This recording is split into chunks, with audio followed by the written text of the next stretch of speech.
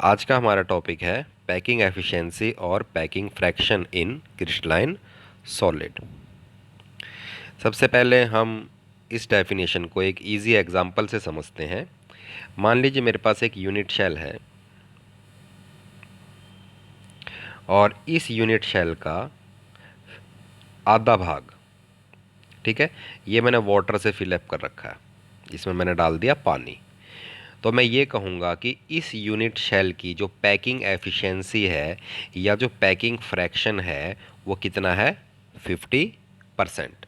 तो total unit cell का कितना पार्ट फील्ड है बाय द स्फीयर्स या फिर बाय द एटम्स, उसे हम कहेंगे उस यूनिट शेल का पैकिंग फ्रैक्शन या फिर पैकिंग एफिशिएंसी। तो हमने तीनों ही पार्ट इसमें डिस्कस करने हैं। Packing fraction in case of simple unit cell, in case of body centred arrangement and in case of face centred arrangement. तो सबसे पहले हम इसकी डेफिनेशन करते हैं। The percentage of total space filled by the particles is called, इसे called कर लें, क्या कहोगे आप उसे, पैकिंग एफिशिएंसी। फॉर्मूला है पैकिंग एफिशिएंसी या पैकिंग फ्रैक्शन का, volume occupied by the spheres जो कि यूनिट शेल में अरेंज्ड हैं upon volume of unit cell into 100। तो सबसे पहले हम जो पैकिंग एफिशिएंसी कैलकुलेट करेंगे वो करेंगे in case of simple unit cell. तो सिंपल यूनिट शेल क्या होती है, जिसमें जो एटम्स हैं वो अरेंज्ड हों किसमें, कॉर्नर्स पे, ठीक है। ये 8 कॉर्नर्स हैं और 8 कॉर्नर्स पे आप देख सकते हो एटम अरेंज्ड है। तो यदि मैं इस डायग्राम को थोड़ा एनलार्ज करके दिखाऊं, थोड़ा बड़ा करके दिखाऊं, तो आपको इस तरह का अरेंजमेंट दिखाई देगा एक फेस पे, ठीक है। अगर मैं 1 2 3 4 इन चारों एटम को ले रहा हूं तो देखो इस तरह से अरेंज है, ठीक है। ये सिंपल यूनिट शेल है। इस सिंपल यूनिट शेल की जो एज है वो ले रखी है हमने ए, ठीक है, ये ए ले रखी है। और यहाँ पर डायग्राम से हम देख सकते हैं कि ए इजकल टू किसके बराबर होगा, टू आर के बराबर। व्हाट इज आर, आर है आपका रेडियस ऑफ एटम या फिर radius of sphere which is arranged in simple unit cell. जिस स्फीयर का अरेंजमेंट है यूनिट शेल में उसकी रेडियस क्या है, आर। तो यहाँ पर आपने फॉर्मूला याद रखना है, ए इजकल टू टू आर। ए आपकी एज है यूनिट शेल की, लंबाई चौड़ाई या फिर ऊंचाई कह सकते हो, और आर क्या आपका radius of atom which is arranged in the unit cell. तो आपको ये बात तो पता है कि जो नंबर ऑफ एटम्स होते हैं इन सिंपल यूनिट शेल में वो कितने होते हैं, 1, ठीक है। 1/8 इंटू 8, 1/8 आपका कंट्रीब्यूशन है एटम का जब वो प्रेजेंट होता है कहाँ पर, कॉर्नर पे, और 8 आपके कॉर्नर्स हैं। तो टोटल जो नंबर ऑफ एटम्स होंगे पर unit cell in case of simple unit cell वो कितने होंगे आपके, 1, ठीक है। अब एटम आपका स्फीरिकल है तो स्फीयर का क्या फार्मूला होता है, 4/3πr³। तो ये उस स्फीयर का वॉल्यूम निकल गया जो कि प्रेजेंट है यूनिट शेल के अंदर। Also a equal to 2r हमने अभी नीचे डिस्कस किया था कि जो एज है वो किसके बराबर है, 2 into radius of the atom. तो अगर हम वॉल्यूम निकाल लें यूनिट शेल का, length into width into height, a, तो कितना हो जाएगा, वो a³ हो जाएगा। और a इजकल टू अगर 2r है तो यहाँ से हम क्या लिख सकते हैं, a³ इजकल टू 8r³। अब उसके बाद हम पैकिंग फ्रैक्शन निकाल रहे हैं। तो पैकिंग फ्रैक्शन का फॉर्मूला जो हमने करा था last time, volume occupied by sphere कितना है, 4/3πr³ upon volume of unit cell, यह भी हमने ऊपर निकाला है, कितना है, 8r³। r³ से r³ कैंसिल हो जाएगा। यदि आप इसको सॉल्व करोगे ये आएगा π/6, पाई की वैल्यू पुट करो तो ये आएगा आपका 0.524। अगर आप इसको परसेंटेज में निकालना चाहते हो तो इंटू 100 कर दें तो ये आएगा आपका 52.4%। ओके, तो इसका मतलब ये है कि जो आपका सिंपल यूनिट शेल है उसका केवल 52.4% ही, जो टोटल वॉल्यूम का 52.4% है, वही केवल फिलअप होता है बाय द स्फीयर्स। जितनी ज़्यादा वैल्यू होगी पैकिंग फ्रैक्शन की, आपका जो क्रिस्टलाइन सॉलिड का जो अरेंजमेंट है वो उतना ही ज़्यादा स्टेबल रहेगा।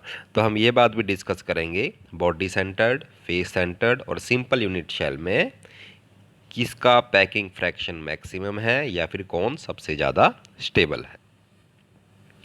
इससे नेक्स्ट आता है आपका फेस सेंटर्ड अरेंजमेंट। ठीक है, अब हम निकालेंगे पैकिंग फ्रैक्शन इन फेस सेंटर्ड अरेंजमेंट। तो ये ऊपर फेस सेंटर्ड अरेंजमेंट दिखाया हुआ है। ठीक है, एटम्स कहाँ कहाँ प्रेजेंट होते हैं, कॉर्नर्स पे और हर फेस के सेंटर पे। ओके, तो यदि मैं आपको ये वाला फेस लेके दिखाऊं, एक फेस कोई भी, उसमें क्या अरेंजमेंट है। फेस का जो अरेंजमेंट है वो इस तरह से है कि जो कॉर्नर वाले एटम्स हैं वो सभी टच कर रहे हैं किसको, फेस वाले स्फीयर को। ठीक है, यहाँ पर आप देख सकते हैं इस डायग्राम में जो बीच वाला जो फेस के सेंटर पे प्रेजेंट है वो सभी स्फीयर्स को, जो कि चार जो स्फीयर्स हैं जो कॉर्नर पे प्रेजेंट है, उनको क्या कर रहा है, टच कर रहा है। तो हम यहाँ पर पहले हम यहाँ पर रिलेशन निकालेंगे ए और आर में। ठीक है, ये रिलेशन इंपॉर्टेंट है। ए और आर में हम इसलिए रिलेशन निकालते हैं ताकि आर आर कैंसिल हो सके, फॉर्मूले में जो वैल्यूज़ आएँ वो आर से रिलेटेड आएँ और फिर हम आर आर को क्या कर सकते हैं, कैंसिल कर सकते हैं। इसीलिए हम यहाँ पर ए और आर में पहले क्या निकालेंगे, रिलेशन निकालेंगे। तो यहाँ पर देखिए आप इस ए बी सी ट्राइंगल, ये आप ट्राइंगल लें, ये राइट एंगल ट्राइंगल आपको पता है। ठीक है, ए बी सी, तो ए सी का स्क्वायर इजकल टू किसके होगा, ए बी का स्क्वायर और प्लस बी सी का स्क्वायर। ठीक है, ए बी और बी सी ये एज हैं यूनिट शेल की, ये सब क्या है आपकी एज, और सब कितनी है आपकी ए। ठीक है, तो ए बी की जगह भी हम ए पुट करेंगे और बी सी की जगह भी ए पुट करेंगे। तो ए स्क्वायर प्लस ए स्क्वायर, जब इसको सॉल्व करेंगे सिंपल, तो ये क्या आ जाएगा आपका √2 ए, और यहाँ से √2 ए इजकल टू 4r आ जाएगा। ठीक है, 4r क्या है आपका ए सी।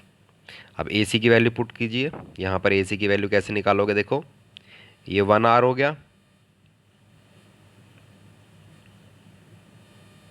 ये देखिए यहाँ से यहाँ तक की डिस्टेंस। ठीक है, 1r, फिर ये आर, फिर ये आर और ये फिर आर। ठीक है, टोटल कितना हो जाएगा आपका 4r। रेडियस है, ठीक है, एक दूसरे को टच कर रहे हैं, तो ए सी बराबर क्या हो जाएगा आपका 4r। तो यहाँ से रिलेशन निकल गया आपका, इसको अगर आप सॉल्व करोगे ए इजकल टू 4/√2r। इसके बाद वॉल्यूम ऑफ यूनिट शेल कितना होगा आपका ए क्यूब। यहाँ पर ए की वैल्यू कितनी आई है, 4/√2 इंटू आर। यदि हम इसका क्यूब करेंगे तो ये कितना आ जाएगा, 32/√2r क्यूब। सिंपल मैथमेटिक्स है। ओके, और जो number of atoms in FCC arrangement वो कितने होते हैं आपके, 4, ये आपको पता है। ठीक है, 8 इंटू 1/8, 8 आपके टोटल कॉर्नर्स हो गए, और ये 1/8 क्या है, जो कॉर्नर्स पे जो आपके एटम्स या स्फीयर प्रेजेंट हैं उनका कंट्रीब्यूशन टूवर्ड्स यूनिट शेल।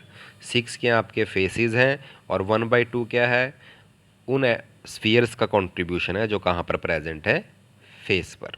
ठीक है, तो यदि आप इसको सॉल्व करोगे तो कितना आ जाएगा आपका 4।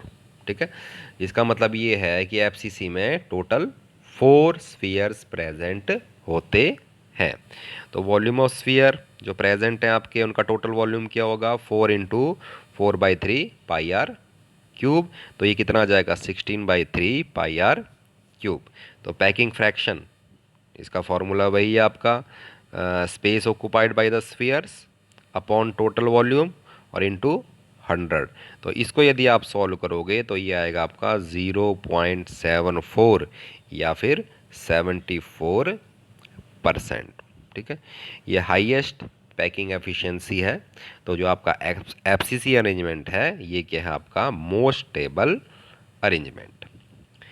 इसके बाद आती है बात इन बीसीसी अरेंजमेंट, पैकिंग एफिशिएंसी या पैकिंग फ्रैक्शन क्या है। ठीक है, तो हम कुछ पहले सिंपल मैथमेटिक्स करेंगे ताकि हम ए और आर में रिलेशन निकाल सकें।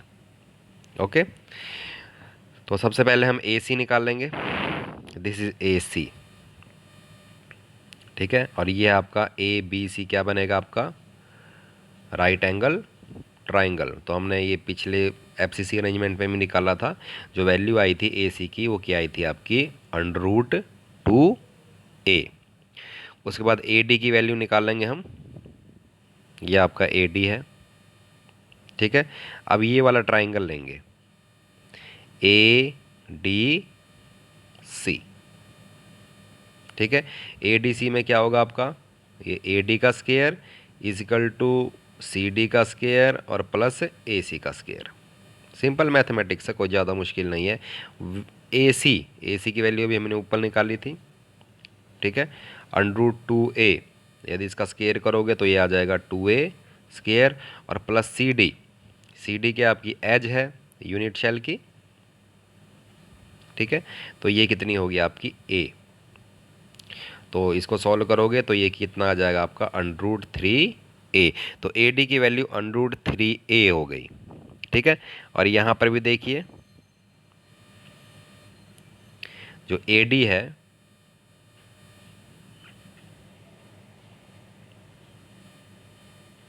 उसको हम 4r भी लिख सकते हैं। ठीक है, क्योंकि यहाँ पर ये 3 स्फीयर्स 1 2 3 ये स्फीयर्स क्या कर रहे हैं, एक दूसरे को टच कर रहे हैं। ठीक है, तो ये जो बीच वाला स्फीयर है जो बॉडी के सेंटर में प्रेजेंट है, ठीक है, उसको हम 2r लिख सकते हैं। ओके, जो ए पे पोजीशन पे प्रेजेंट है उसको उसकी रेडियस आर लिख सकते हैं। उस तरह से जो डी पोजीशन पे प्रेजेंट है उसकी रेडियस भी क्या लिख सकते हैं, आर। तो टोटल आ जाएगा आपका 4r। इसको अगर आप सॉल्व करोगे तो a equal to 4r upon √3 आ जाएगा। ठीक है, सिंपल मैथमेटिक्स है। Volume of unit cell equal to क्या होगा आपका a³ length into width into height. यदि आप इसको सॉल्व करोगे तो 64r³ अपॉन 3√2 यहाँ से आएगा। ओके, तो ये आ गया आपका वॉल्यूम ऑफ यूनिट शेल। अब जो number of atoms in body centred arrangement होते हैं वो कितने होते हैं आपके 2। ये हम पहले डिस्कस कर चुके। एक एटम कॉर्नर पे होते हैं, उन हर एक का कंट्रीब्यूशन 1/8 होता है, और एक एटम कहाँ प्रेजेंट होता है, बॉडी के सेंटर में। तो टोटल 2 एटम्स प्रेजेंट होते हैं इन बॉडी सेंटर्ड अरेंजमेंट। अब अगर 2 एटम्स प्रेजेंट हैं, 2 स्फीयर्स प्रेजेंट हैं, तो उनका टोटल वॉल्यूम क्या होगा, 2 × 4/3 πr³। ये हो जाएगा आपका 8/3 πr³। उसके बाद पैकिंग फ्रैक्शन फॉर्मूले के अकॉर्डिंग क्या होगा, volume of the sphere which is filled upon total volume of unit cell into 100। तो ये आ जाएगा आपका 0.68 या फिर 68%। ठीक है, तो आपने ध्यान रखना है कि जो packing fraction in term of percentage. Okay, जो सिंपल यूनिट शेल है उसमें 52.4% है, जो बॉडी सेंटर्ड है उसमें 68% है पैकिंग एफिशिएंसी या पैकिंग फ्रैक्शन, और जो फेस सेंटर्ड अरेंजमेंट है उसमें कितना है आपका 74% विच इज़ मोस्ट स्टेबल। उसी तरह से आपने इसमें ध्यान रखना है what is the relation between a and r, क्योंकि न्यूमेरिकल्स आ सकता है इस पर। ठीक है, तो ये था आपका पैकिंग फ्रैक्शन।